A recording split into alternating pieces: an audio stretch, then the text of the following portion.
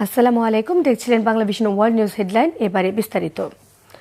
যুদ্ধবিরতি ভাঙার পর গাজায় হত্যাযজ্ঞ বাড়িয়েছে ইসরায়েলি বাহিনী। 4 দিনের অভিযানে 200 শিশু সহ অন্তত 600 ফিলিস্তিনিকে হত্যা করেছে দখলদাররা। নিহত ফিলিস্তিনির মোট সংখ্যা 50,000 ছুঁই।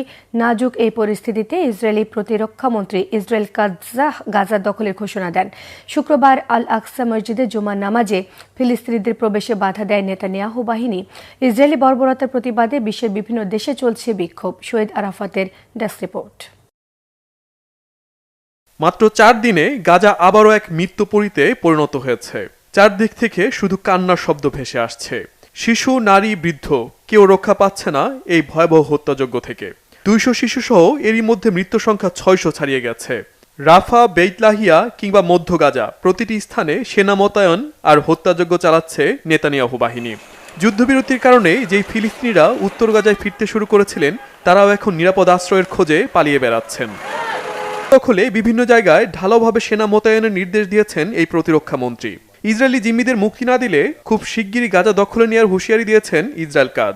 ফ্রান্স ইসরায়েলি প্রতিরক্ষা মন্ত্রীর ঘোষণার বিরোধিতা করেছে। গাজা ও পশ্চিম তীরে সব ধরনের হামলা বন্ধের আহ্বান জানিয়েছে ইউরোপের দেশটি।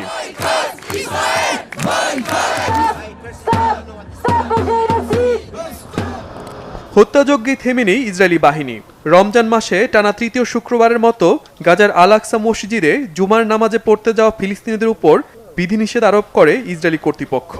এতে ইসরায়েলি বাধার মুখে অনেকেই মসজিদে প্রবেশ করতে পারেনি।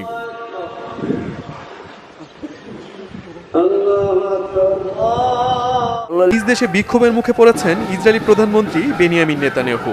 বিক্ষোভ হয়েছে বিশ্বের বিভিন্ন দেশে দেশে। যুদ্ধবিরতির দাবিতে জেরুজালেম ও তেল আবিব সহ বিভিন্ন স্থানে হাজারো বিক্ষোভকারী রাস্তায় নামে।